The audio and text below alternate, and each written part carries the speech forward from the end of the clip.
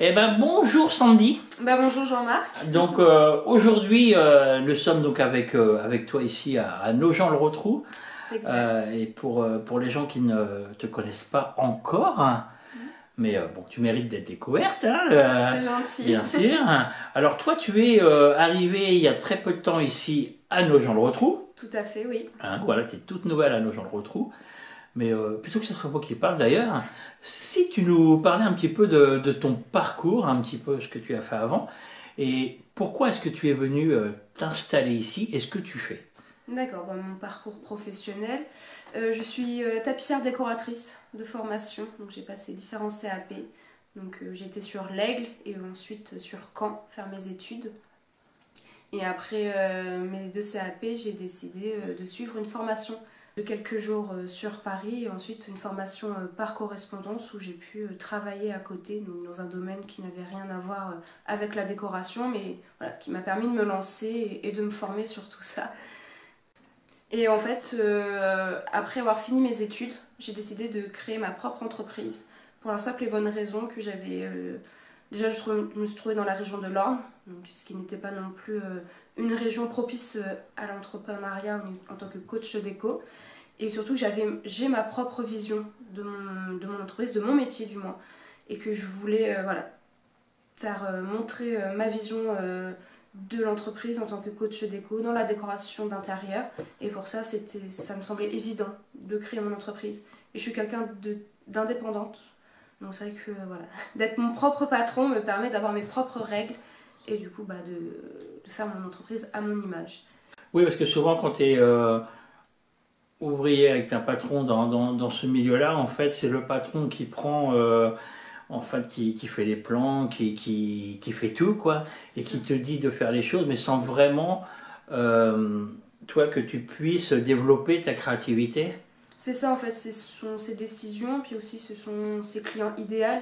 C'est que ce qu'on dit toujours dans l'entreprise, il faut trouver son client idéal, enfin du moins faire son plan par rapport à ça. Et ce qui fait que celui du patron n'est pas forcément notre client idéal en tant que personne.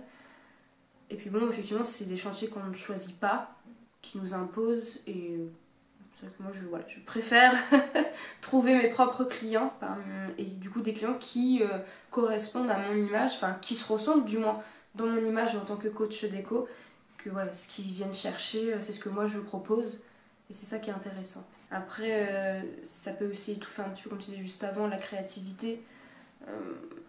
C'est vrai que bon, c'est un métier, bon, il y a quand même une partie de l'entrepreneuriat, pardon, qui est une tâche complètement différente que j'apprends petit à petit, un peu tous les jours, dans les démarches administratives, dans tout ce qui est la comptabilité, être secrétaire, etc.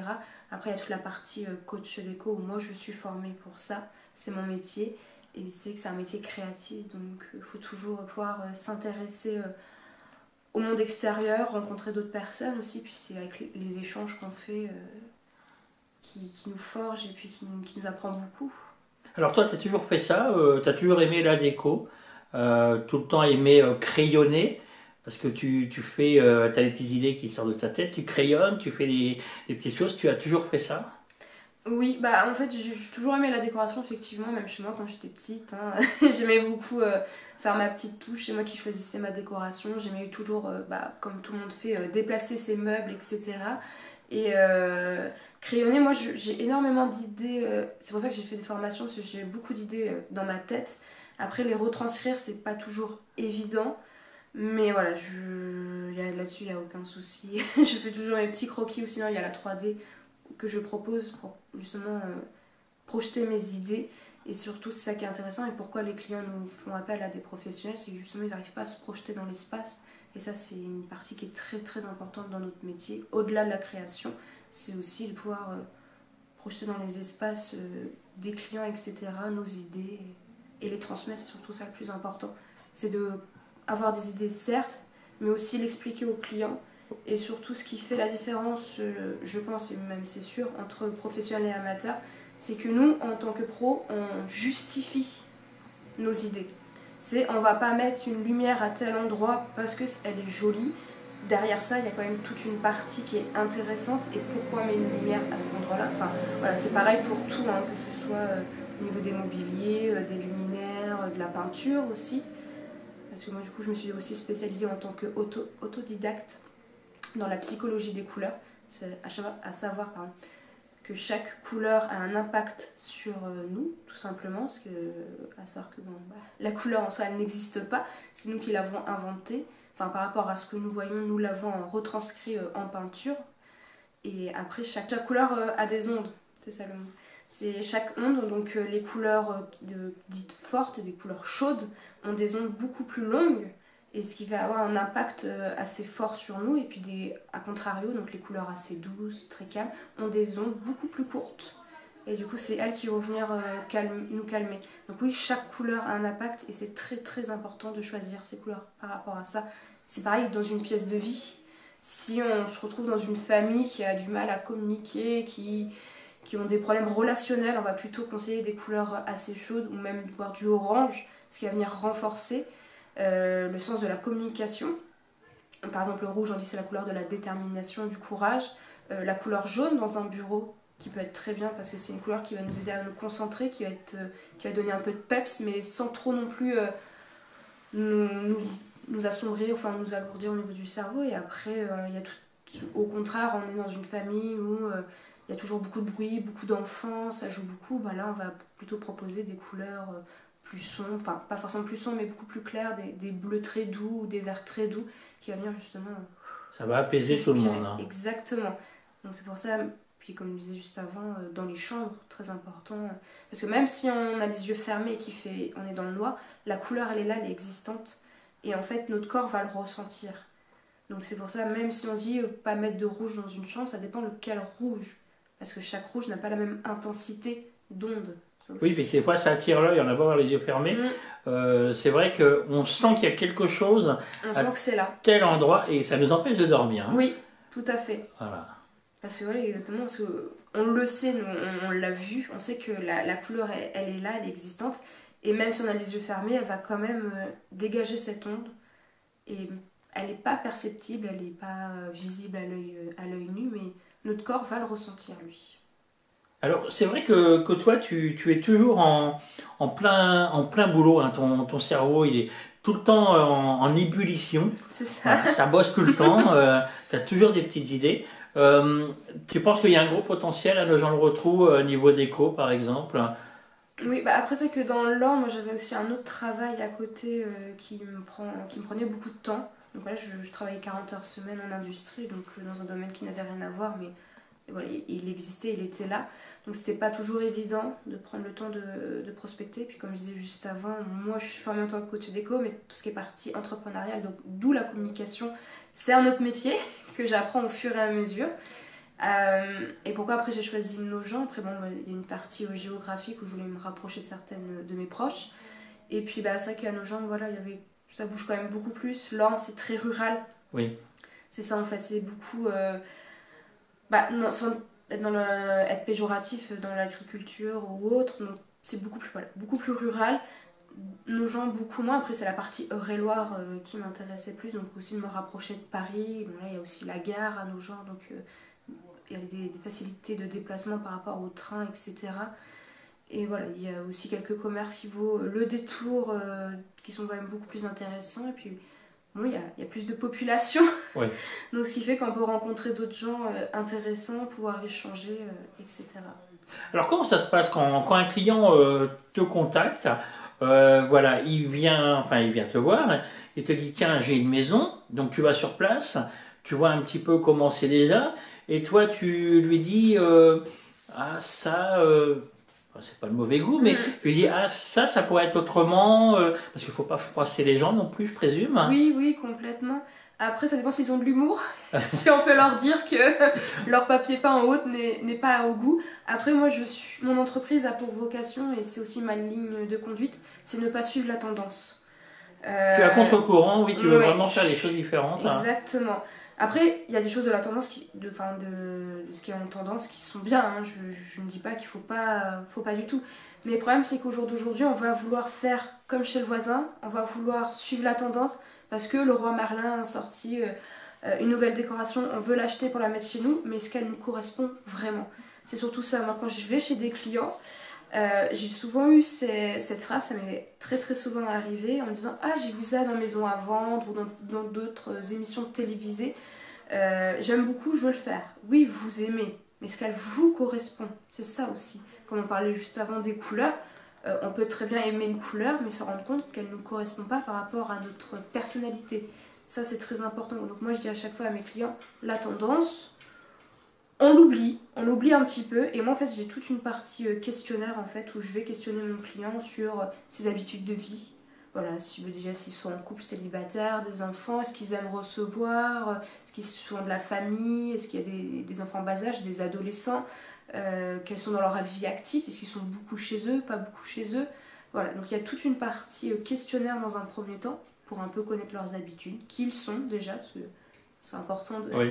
à savoir qui on a affaire. Puis voilà, ça permet de créer aussi un relationnel avec son client, même si je suis là pour proposer une prestation de service. Voilà, il y a quand même soit c'est des visites conseils où je suis là à l'heure, je leur donne mes conseils, ensuite je repars. Mais s'il y a effectivement un suivi, enfin un coaching avec un suivi avec des rendus de dossiers derrière, voilà, on est amène à s'envoyer des mails, à s'appeler, à se revoir pour la restitution du dossier. Donc voilà, qu'il y ait quand même un bon relationnel entre eux. Ça se fait pas en une heure comme ça, dire tiens, ça va pas, ça va pas, ça va, voilà. En fait, tu es des conseils vraiment au plus près de ce qu'ils peuvent aimer. C'est ça en fait, c'est de l'échange tout simplement. C'est donc je les apprends à les connaître, je leur propose des idées, eux ils me disent ce qu'ils souhaitent.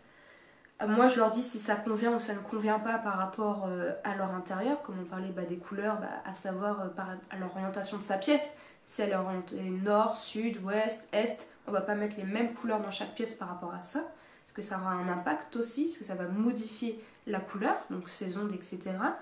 Sans rentrer trop dans les détails. Mais voilà, c'est beaucoup d'échanges. Ils me disent j'aime ça. Moi je viens avec des échantillons aussi, donc principalement tout ce qui est peinture, tissu et papier peint.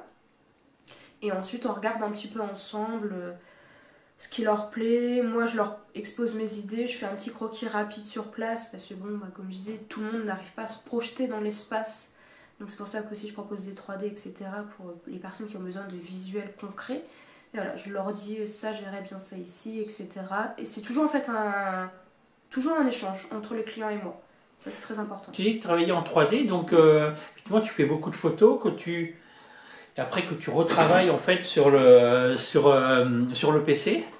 Et en fait ils se rendent compte directement, enfin directement après un peu de travail, effectivement ils se rendent compte directement quand même si c'est bon ou pas. Ouais. Après moi je propose pas de photomontage, moi c'est-à-dire que je vais prendre des mesures des pièces, de là où des pièces qui souhaitent retravailler, et ensuite je vais modéliser tout ça sur mon ordinateur, et ce qui va permettre de voir ce qu'il en est de leur intérieur, enfin du moins leur futur intérieur, de la nouvelle décoration. Alors toi tu les conseilles pour que c'est par exemple les gens qui ont des décos chez eux, tu leur dis ça va pas. Et tu peux customiser, en fait, c'est toi qui customise, admettons, ils ont une table qui est pas belle, hein, tu vas leur faire acheter une table, ou alors c'est toi qui la transformes, cette table? Alors moi, je ne fais pas les travaux, en fait, entre guillemets, même la customiser ou relooker des meubles. Après, je peux le conseiller, effectivement, aux clients. Après, ils me disent par rapport, moi, en tant que coach déco, je travaille sur l'existant. C'est-à-dire, je vais pas leur dire de casser des murs. Enfin, si c'est un mur, on sait que c'est que du placo, je vais leur dire pourquoi pas le casser-le. Mais en fait, je travaille sur... ou pas, ça dépend ce qui est leur besoin, en fait, tout simplement. Mais en fait, moi, je travaille sur l'existant. Et après, ils vont me dire, je leur demande aussi par rapport à mon questionnaire, est-ce qu'il y a des meubles, du mobilier que vous allez garder, ce que vous n'allez pas garder, parce qu'il y a des choses qu'on peut modifier. Et moi aussi, ce que j'aime bien avec les clients, c'est que des fois, ils ont des pépites chez eux, ils ne s'en rendent pas forcément compte. Et je leur dis que tout simplement, cette lampe, vous la mettez dans telle pièce, selon leurs besoins, encore une fois. C'est surtout ça la décoration, c'est d'abord on regarde les besoins, ce qu'ils ont besoin, et ensuite on va voir le style, etc., le matériau, les couleurs qui là leur correspondraient le mieux. Mais c'est déjà savoir ce qu'ils ont réellement besoin. Est-ce qu'ils ont besoin d'une table à tel endroit? Est-ce qu'ils ont besoin de quelque chose d'aussi grand, de plus petit, Oui. d'un canapé, de 2 canapés, plus d'un fauteuil? Déjà, on situe leurs besoins.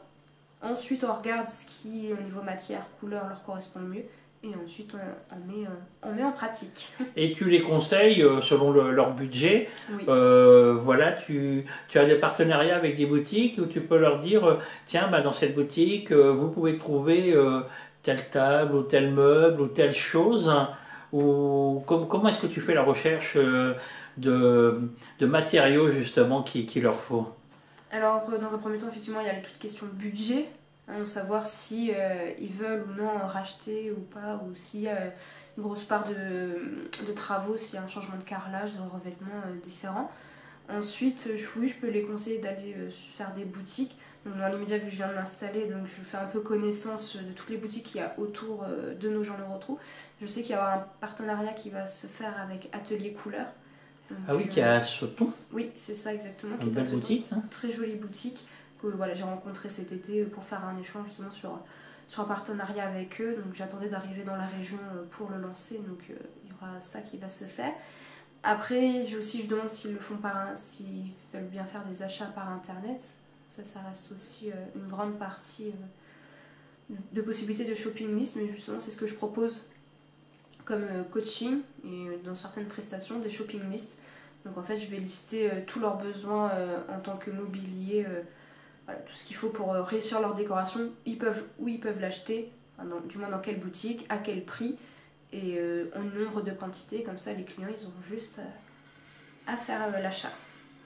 Et d'ailleurs, en parlant de l'atelier couleur, hein, c'est ça, oui. Surtout, s'il y a d'autres boutiques qui peuvent être intéressées pour entrer en partenariat avec toi, toi aussi tu serais partante. Oui, complètement. Hein, oui. donc on peut lancer un appel s'il y a des boutiques de la région qui sont vraiment intéressées pour bosser avec toi, donc qui te contactent. On mettra les coordonnées avec grand plaisir, tout à fait. Par la web TV, et puis moi je ferai le lien. Le lien, voilà. Cherchez le mot. Et puis voilà, c'est vrai que ça peut être un petit peu, parce qu'il y a beaucoup de boutiques dans la région. Oui, qui sont très jolies. Puis ce qui est sympa, c'est que ce sont des boutiques, souvent ce sont des concept stores. C'est ça qui est très, très intéressant. C'est pas des boutiques qu'on trouve partout, c'est pas des grandes enseignes. Et au contraire, c'est ça qui est sympa, parce que c'est vraiment des boutiques qui apportent leur plus-value, leur touche et leur personnalité. Et c'est vraiment très intéressant d'aller voir justement toutes ces boutiques déco. Oui, il y en a vraiment des belles, hein, comme à la Ferté-Bernard, oui. Où vraiment il y a une très très belle boutique là, sur le Mail, qu'on aura sûrement l'occasion d'aller voir prochainement. Et c'est vrai qu'il y a des objets, tu as envie d'acheter la boutique en entière, quoi. C'est ça. Voilà. Puis du coup, moi je suis là pour les clients, pour leur dire faut pas tout acheter. Faut acheter ce dont ils ont besoin, ce qui leur vont pour leur décoration. Mais ça, après, ça peut être quelque chose que je peux proposer par la suite, tout ce qui est personnel shopper. Donc, soit aller acheter pour eux ou aller avec eux faire leurs achats. Donc ça, voilà, ça peut être une possibilité s'il y a des clients justement qui se retrouvent, on va dire, perdus dans le sens large du terme, qu'ils ont besoin d'être guidés. Et je vais pas juste leur dire achetez ça et ça. S'ils ont besoin d'être accompagnés, ça peut être effectivement une prestation qui peut se mettre en place. Alors depuis que tu es à Nogent-le-Rotrou, tu as déjà trouvé quelques clients ou juste des petites touches comme ça, c'est quand même dur de se faire connaître un petit peu? Bah, pour l'instant, j'ai pas forcément quelques touches, mais c'est vrai que faut que je relance la communication de l'entreprise. J'avais fait toute ma partie communication dans l'ordre. Donc là, voilà, je viens juste seulement de m'installer, donc il faut relancer la machine, si je puis dire, de justement retrouver d'autres clients, d'autres partenaires. Voilà, de se renouveler. Eh bien, écoute, on ne peut qu'inviter les gens à te contacter. Avec grand plaisir. À travailler avec toi, te faire travailler, parce que ça prouve qu'il y a des jeunes qui ont envie de s'en sortir, de travailler. Et puis, il faut donner la chance à des jeunes comme toi, et effectivement, de montrer leur créativité. Oui, surtout. Et toi, ça. tu manques pas d'idées. Non. Hein, donc voilà, et ben on invitera tout le monde à te contacter. Et puis tu as un site internet, hein. Oui, j'ai un site internet, il suffit de taper Sandy Coach Déco. Et j'ai aussi ma page Google qui peuvent emmener jusqu'à mon site web. Voilà, il y a la page Instagram aussi. C'est ça, il y a Instagram et Facebook, pareil, au nom de Sandy Coach Déco. Sandy Coach Déco. Tout simplement. On te trouve facilement. Exactement. On ne donnera pas le téléphone parce qu'il y a tellement des fois de oui, mais après, de petits margolins, de petits rigolos. que s'il y a des gens qui ont besoin d'avoir les coordonnées, ils nous envoient un petit mail. Ou alors, tu as une adresse mail ou peut-être oui, qu'on peut donner sandycoachdeco, tout en minuscule, @gmail.com. Voilà. Eh ben écoute, qu'est-ce qu'on peut rajouter d'autre? Qu'est-ce qu'on pourra rajouter d'autre? Qu'est-ce qui peut donner envie à, je sais que... quelqu'un de t'appeler, là, de dire « Ah tiens, je veux qu'elle travaille avec nous ». Après, je sais que j'ai aussi cette partie en tant que tapissière décoratrice que je disais au tout début, dans la couture, donc j'ai quand même beaucoup de compétences dans ce domaine.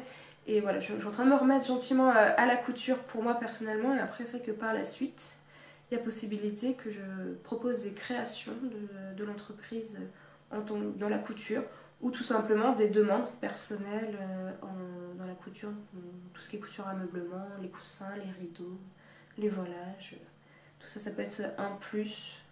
Oui, c'est intéressant, oui, effectivement, par exemple dans les châteaux, les manoirs, les propriétaires qui recherchent des gens de talent comme ça, pour refaire des beaux rideaux, des beaux fauteuils dans les manoirs, c'est parce qu'il manque dans le Perche. Non, c'est sûr. Puis surtout, c'est plus personnel aussi.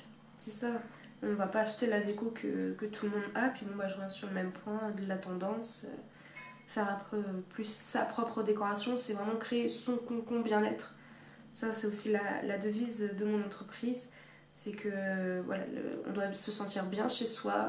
Ça nous permet de nous ressourcer. Ça, c'est très important. Donc, c'est vraiment créer son cocon, être bien chez soi.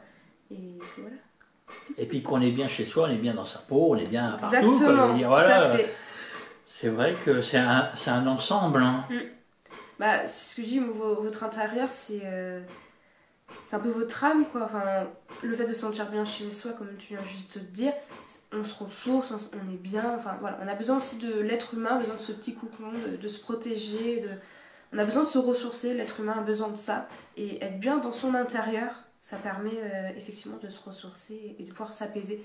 Quand on ferme la porte de chez soi, on oublie un peu les problèmes, on respire et on se ressource. Voilà, on a envie de rester chez soi, parce que c'est vrai que des fois, les gens ils rentrent chez eux, ils sont pas bien chez eux, oui. Et hop, ils ressortent aussitôt parce qu'ils sont mieux ailleurs, quoi. Exactement, j'en ai connu des personnes comme ça, et ne serait-ce juste ranger d'une manière différente, de désencombrer, ça c'est très important, désencombrer son intérieur, même si on a une pièce où on met tout son bordel, si je puis dire. C'est ça.